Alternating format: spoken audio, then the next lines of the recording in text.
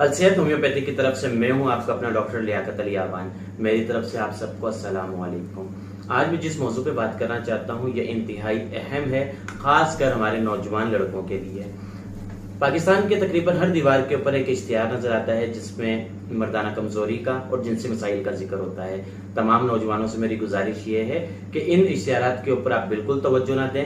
हकीमों के और मुख्तलिफ इदारों के जो इश्तिहारात चल रहे हैं इसका हकीकत से कोई ताल्लुक नहीं है। अल्लाह तबारक व तआला ने जो मशीनरी इंसान की तैयार की है इसमें किसी किस्म की कोई खामी पैदा नहीं होती।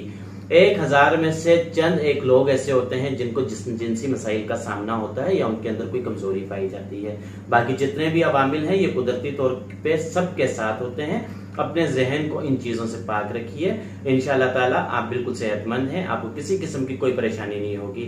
जिनसी इश्तिहारात में जितनी चीजें बयान की जाती हैं इसका सामना सिर्फ आपको करना नहीं होता बल्कि यह सामना हर शख्स को करना होता है। जिस चीज के इस्तेमाल का वक्त जब शुरू होता है तो कुदरत ने उसको उसके लिए मेंटेन किया होता है।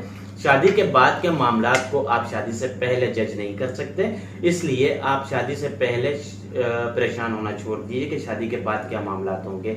अगर फिर भी आपके जहन के अंदर कोई इस तरह के मसाइल हैं तो किसी भी अच्छे फिजिशियन या डॉक्टर के साथ रब्ता करें ताकि आपके जहन के अंदर पाए गए खदशात दूर किए जा सकें। और ये जिनसी अदवायात की जितना भी इस्तेमाल आजकल कराया जा रहा है इसका सबसे बड़ा नुकसान आपके गुर्दे फेल हो जाते हैं, गुर्दों के ऊपर असर डालती हैं और इनमें बेजा स्टेरॉइड का इस्तेमाल किया जाता है जिससे आप में और बहुत सारे नकाइस पैदा होते हैं। इसलिए मेरी आप सबसे ये गुजारिश है कि जिनसी मसाइल के इश्तिहारात को पढ़ के अपनी सेहत का तज्जिया ना करें।